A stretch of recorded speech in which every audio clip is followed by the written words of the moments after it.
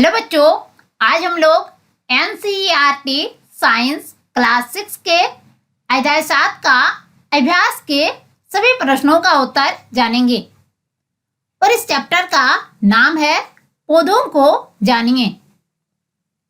तो बच्चों, वीडियो शुरू करने से पहले अगर आपने हमारे यूट्यूब चैनल को अभी तक सब्सक्राइब नहीं किए हैं तो इस वीडियो के नीचे लाल रंग का एक सब्सक्राइब बटन है, उसे दबाकर चैनल को सब्सक्राइब कीजिए। साथ में नोटिफिकेशन बेल को दबाकर ऑल सिलेक्ट कर लीजिए। इससे आपको हमारी हर नई वीडियो की लेटेस्ट अपडेट मिलती रहेगी। तो चलिए अब वीडियो शुरू करते हैं। प्रश्न संख्या 1 में है, निम्न कथनों को ठीक करके लिखिए। यानी नीचे आपके कुछ कथन दिए हुए हैं और वह कथन जो है वह गलत तरीके से लिखा हुआ है, तो उन कथनों को आपको ठीक करके लिखना है। तो यहाँ पर आपका का नंबर में कथन दिया हुआ है, तना मिट्टी से जल एवं खनिज अवशोषित करता है। तो ये कथन जो है ये गलत है, क्योंकि न मिट्टी से जल एवं खनिज अवशोषण का कार्य कौन करती है, न जड़ें करती है। इसलिए इसका सही उत्तर होगा, जड़ें मिट्टी से जल एवं खनिज पदार्थों का अवशोषण करती हैं।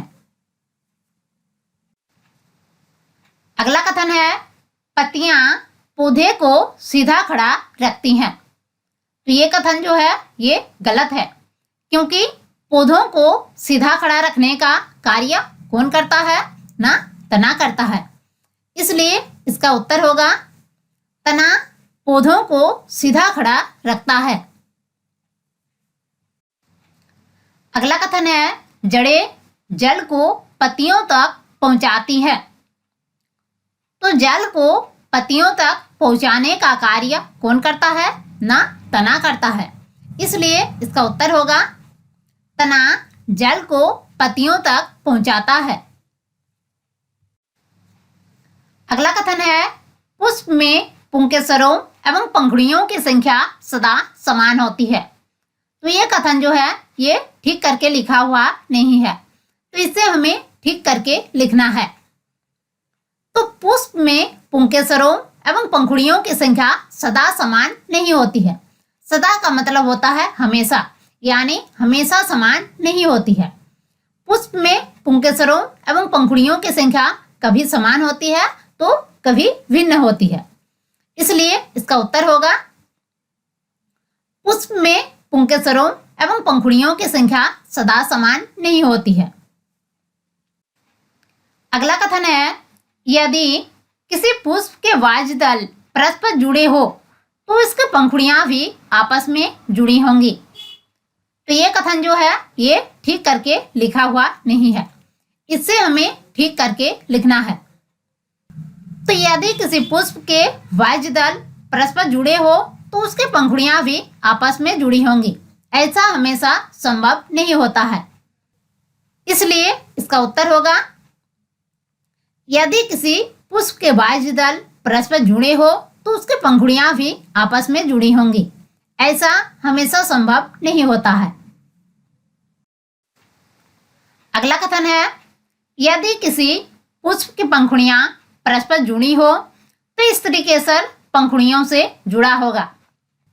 तो ये कथन जो है ये गलत है, क्योंकि यदि किसी पुष्प की पंखुड़ियां परस्पर जुड़ी हो तो स्त्री केसर पंखुड़ियों से स्वतंत्र होगा, यानी भिन्न होगा। इसलिए इसका उत्तर होगा, यदि किसी पुष्प की पंखुड़ियां परस्पर जुड़ी हो तो स्त्री केसर पंखुड़ियों से स्वतंत्र होगा। अब हम अगला प्रश्न देखते हैं। प्रश्न संख्या 2 में कहा गया है, निम्न के चित्र बनाएं। क में है पत्ती, ख में है मूसलाजड़ और ग में है एक पुष्प जिसका आपने सारणी 7.3 में अध्ययन किया हो। यानी आपको क में एक पत्ती का चित्र बनाने के लिए कहा गया है, ख में आपको एक मूसलाजड़ का चित्र बनाने के लिए कहा गया है और ग में आपको एक पुष्प का चित्र बनाने के लिए कहा गया है। तो आपको यहाँ पर कोई भी ऐसा पुष्प का चित्र नहीं बनाना है, बल्कि आपको उस पुष्प का चित्र बनाना है जिसका आपने सारणी 7.3 में अध्ययन किया था। तो क में आपको एक पत्ती का चित्र बनाने के लिए कहा गया है। तो यहाँ पर आपको एक पत्ती का चित्र बनाना है। तो यहाँ पर आप पत्ती का चित्र किस तरह से बनाएंगे, मैं इसका उत्तर यहाँ पर है। इस तरह का आप एक पत्ती का चित्र बना लीजिएगा। उसके बाद पत्ती का जो भाग है उसे आप यहाँ पर दर्शा दीजिएगा। तो पत्ती का ये वाला जो भाग है इसे पटल कहा जाता है और पत्ती का जो ये वाला भाग है इसे पर्णवृत्त कहा जाता है।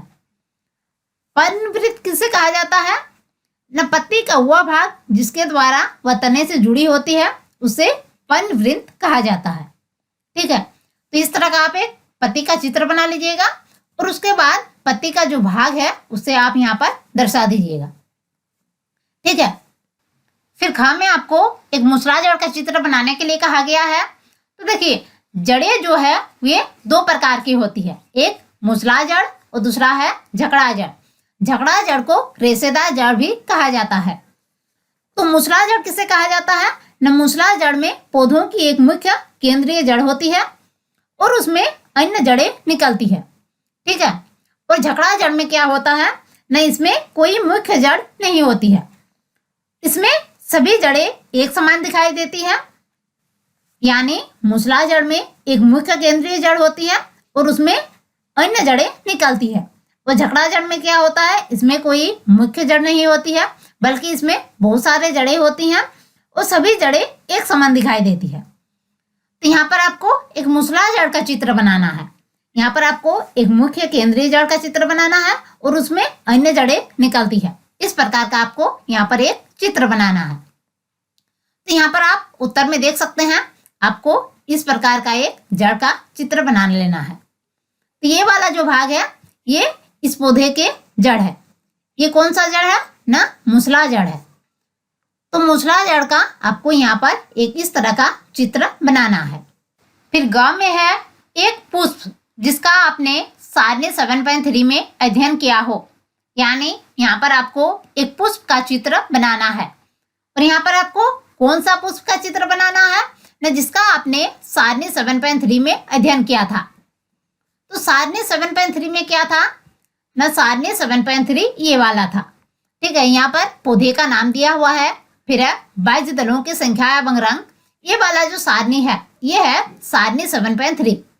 ठीक है, तो सारणी 7.3 में जो पुष्प था उस पुष्प का चित्र आपको यहाँ पर बनाना है। तो यहाँ पर कौन सा पुष्प है न, यहाँ पर पौधे का नाम लिखा हुआ है गुलाब, यानी आपको यहाँ पर एक गुलाब के पुष्प का चित्र बनाना है। ठीक है, तो बच्चों यहाँ पर आपको एक गुलाब के पुष्प का चित्र बना लेना है। तो गुलाब के पुष्प का चित्र आप यहाँ पर किस प्रकार से बनाइएगा न, यहाँ पर आप उत्तर में देख सकते हैं, ये गुलाब पुष्प का चित्र है। ठीक है, और इस पुष्प के जो मुख्य भाग है उसको आपको यहाँ पर दर्शा देना है। तो इस पुष्प के जो ये वाला भाग है इस भाग को क्या कहा जाता है न, इसे पंखुड़ियां कहा जाता है। और इस पुष्प के ये वाला जो भाग है इसे क्या कहा जाता है न, इसे बाह्य दल कहा जाता है। तो इस पुष्प के जो मुख्य भाग है उसको भी आपको यहाँ पर दर्शा देना है। ठीक है, अब हम अगला प्रश्न देखते हैं। प्रश्न संख्या 3 में है, क्या आप अपने घर के आसपास ऐसे पौधे को जानते हैं जिसका तना लंबा परंतु दुर्बल हो? इसका नाम लिखिए। आप इसे किस वर्ग में रखेंगे? तो इसका उत्तर लिखना है, कद्दू के पौधे का तना लंबा होता है परंतु ये दुर्बल भी होता है। ये द्विसर्फी लता वर्ग में आते हैं। कद्दू का जो पौधा है उसका तना बहुत लंबा होता है और इसका तना दुर्बल भी होता है। और इस पौधे को किस वर्ग में रखा जाता है? द्विसर्फी लता वर्ग में। द्विसर्फी लता वर्ग में कौन कौन से पौधे आते हैं न, कमजोर तने वाले पौधे सीधे खड़े नहीं हो सकते और ये भूमि पर फैल जाते हैं, इन्हें द्विसर्फी लता वर्ग में रखा जाता है। ठीक है, जिन पौधों का तना लंबा होता है और जो सीधे खड़े नहीं हो सकते और जो भूमि पर फैल जाते हैं उन्हें द्विसर्फी लता वर्ग में रखा जाता है। तो कद्दू का जो पौधा है वो उसका तना बहुत लंबा होता है और वह दुर्बल भी होता है और वह जो है वह सीधा खड़ा नहीं हो सकता है, ये भूमि पर ही फैल जाता है। इसलिए कद्दू के पौधे को विसर्पित लता वर्ग में रखा जाता है। तो ये जो चित्र है, ये चित्र कद्दू के पौधे का है। ठीक है, यहाँ पर जो आप चित्र देख रहे हैं ये चित्र कद्दू के पौधे का है। अब हम अगला प्रश्न देखते हैं। प्रश्न संख्या 4 में है, पौधे में तने का क्या कार्य है? तो बच्चों, पौधे में तने का क्या कार्य है, यहाँ पर आपको लिखना है। तो इसका उत्तर लिखना है, पौधे में तने का निम्नलिखित कार्य है। ठीक है, पौधे में तने का जो कार्य है वह नीचे है। तो पौधे में तने का मुख्य कार्य जड़ों से पत्तियों और अन्य भागों में पानी और खनिज लवणों का संचालन करना है। पौधे में तने का मुख्य कार्य क्या है? न जड़ों से पत्तियों और अन्य भागों में पानी और खनिज लवणों का संचालन करना है। उसके बाद यह पौधों को सीधा खड़ा रखता है। तना जो है यह पौधों को सीधा खड़ा रखता है। उसके बाद तने का क्या कार्य है? न यह पत्तियों द्वारा बनाए गए भोजन को पौधे के विभिन्न भागों तक पहुंचाता है। पत्तियां जो है प्रकाश और हरे रंग के एक पदार्थ की उपस्थिति में अपना भोजन बनाती है और पत्तियों द्वारा बनाए गए भोजन को तना जो है पौधे के विभिन्न भागों तक पहुंचाता है। अब हम अगला प्रश्न देखते हैं। प्रश्न संख्या 5 में है, निम्न में से किन पत्तियों में जालिका रूपी सिरा विन्यास पाया जाता है? यहाँ पर कुछ पत्तियों के नाम दिया हुआ है, वह है गेहूं, तुलसी, मक्का, घास, धनिया और गुड़हल। तो यहाँ पर आपको लिखना है कि इन पत्तियों में से किन पत्तियों में जालिका रूपी सिरा विन्यास पाया जाता है। तो तुलसी, घास और गुड़हल के पत्ते में जालिका रूपी सिरा विन्यास पाया जाता है। इसलिए इसका उत्तर लिखना है, तुलसी, धनिया और गुड़हल की पत्तियों में जालिका रूपी सिरा विन्यास पाया जाता है। अब हम अगला प्रश्न देखते हैं। प्रश्न संख्या 6 में है, यदि किसी पौधे की जड़ रेशेदार हो तो उसके पत्ते का सिरा विन्यास किस प्रकार का होगा? तो इसका उत्तर लिखना है, यदि किसी पौधे की जड़ रेशेदार हो तो उसके पत्ते का सिरा विन्यास समांतर होगा। यानी जिन पौधों की जड़ रेशेदार होती है उसकी पौधे का सिरा विन्यास समांतर होता है। इसलिए यहाँ पर आपको उत्तर लिखना है, यदि किसी पौधे की जड़ रेशेदार हो तो उसके पत्ती का सिरा विन्यास समांतर होगा। अब हम अगला प्रश्न देखते हैं। प्रश्न संख्या 7 में है, यदि किसी पौधे की पत्ती में जालिका रूपी सिरा विन्यास हो तो उसकी जड़ें किस प्रकार की होंगी? इसका उत्तर लिखना है, यदि किसी पौधे की पत्ती में जालिका रूपी सिरा विन्यास हो तो उसकी जड़ें मूसलाधार होगी। यानी जिस पौधे की पत्ती में जालिका रूपी सिरा विन्यास होता है उसकी जड़ें जो है वह मूसलाधार होती है। इसलिए यहाँ पर इसका उत्तर लिखना है, यदि किसी पौधे की पत्ती में जालिका रूपी सिरा विन्यास हो तो उसकी जड़ें मूसलाधार होगी। अब हम अगला प्रश्न देखते हैं। प्रश्न संख्या 8 में है, क्या आप किसी पौधे की पत्ती की छाप को देखकर यह पहचान कर सकते हैं कि उसकी जड़ मूसलाधार होगी अथवा जकड़ाधार? कैसे? तो बच्चों, यहाँ पर कहा गया है कि क्या आप किसी पौधे की पत्ती की जो छाप है उसको देखकर आप पहचान सकते हैं कि इस पौधे की जो जड़ है वह मूसलाधार है अथवा जकड़ाधार। अगर आप उससे पहचान सकते हैं तो वह कैसे? ठीक है, वह चीज आपको यहाँ पर लिखना है। तो इसका उत्तर लिखना है, हाँ, किसी पौधे की पत्ती की छाप को देखकर यह पहचाना जा सकता है कि उसकी जड़ मुसला होगी अथवा जकड़ा। ठीक है, अब आपको यहाँ पर और क्या लिखना है, तो अगर आप पहचान सकते हैं कि इसकी जड़ मुसला होगी अथवा जकड़ा, तो कैसे, तो वह चीज आपको यहाँ पर लिखना है। तो यहाँ पर आपको लिखना है, जब किसी पौधे की पत्ती को कागज पर रखकर छापा जाता है तो इनकी रेखिक संरचनाओं में सिराओं का छाप भरकर आता है। ठीक है, जब आप किसी पौधे की पत्ती को कागज पर रखकर छापते हैं, ठीक है, यानी एक पहले पत्ती रखा, उसके बाद आपने एक कागज रखा, उसके बाद आप उसको पेंसिल से मतलब छापते हैं, तो इनकी जो रेखिक संरचनाओं में सिराओं को छाप उभर कर जो आता है, अगर इन पत्तियों का छाप जालिका रूपी सिरा विन्यास की तरह उभरा हो तो उस पौधे की जड़ जो है वह मुसला जड़ होगी। और अगर इन पत्ती की सिराओं का छाप जो है वह समांतर सिरा विन्यास युक्त हो तो उस पौधे की जड़ जो है वह जकड़ा जड़ होगी। यानी अगर पत्ती का छाप जो है वह जालिका रूपी सिरा विन्यास की तरह आया तो उस पौधे की जो जड़ है वह मुसला जड़ होगी।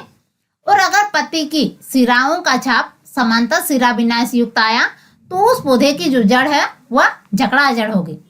ठीक है, अब हम अगला प्रश्न देखते हैं। प्रश्न संख्या 9 में है, पुष्प के विभिन्न भागों के नाम लिखिए। तो बच्चों यहाँ पर आपको पुष्प के विभिन्न भागों के नाम लिखना है। इसका उत्तर लिखना है, पुष्प के विभिन्न भागों के नाम निम्नलिखित है। पंखुड़ी, वाज्यदल, पुंकेसर, परागकोश और स्त्रीकेसर, ये सब पुष्प के विभिन्न भागों के नाम है।